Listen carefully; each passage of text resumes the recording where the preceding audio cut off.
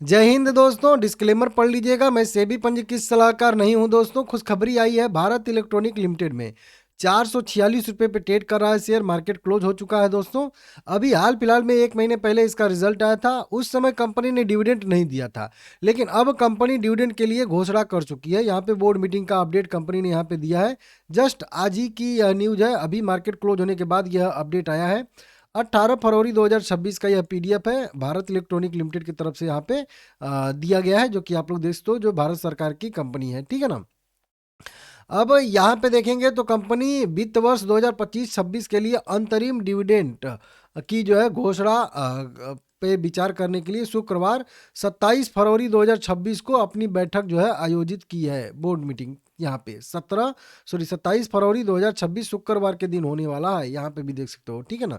अब ध्यान दीजिएगा, ये अंतरिम डिविडेंड यहाँ पे कंपनी देने वाली है। ठीक है ना। इस तरीके से कंपनी कितना डिविडेंड देती है दोस्तों, तो मैं आप लोगों को यहाँ पे सीधा सीधा बता देता हूँ।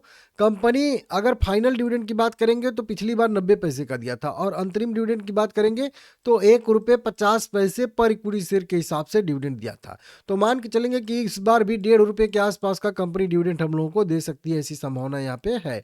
ठीक है ना। बाकी बोनस वोनस की बात करेंगे, 2022 में बोनस दिया था 2:1 के रेशियो में, 17 में भी दिया था 1:10 के रेशियो में, और सितंबर में भी दिया था 2015 में 2:1 के रेशियो में। तो अब देखिए, बोनस की बात करेंगे तो बोनस तो देने का अभी चांस थोड़ा सा कम दिख रहा है, लेकिन हो सकता है कि बोनस का भी आगे अनाउंसमेंट हो जाए। अब ऐसा क्यों मैं बोल रहा हूँ, क्योंकि देखिए कंपनी 18 में बायबैक भी दी थी, तो बायबैक भी देती है। स्प्लिट कंपनी कर चुकी है, 1 रुपया फेस वैल्यू, स्प्लिट का काम खत्म हो गया है।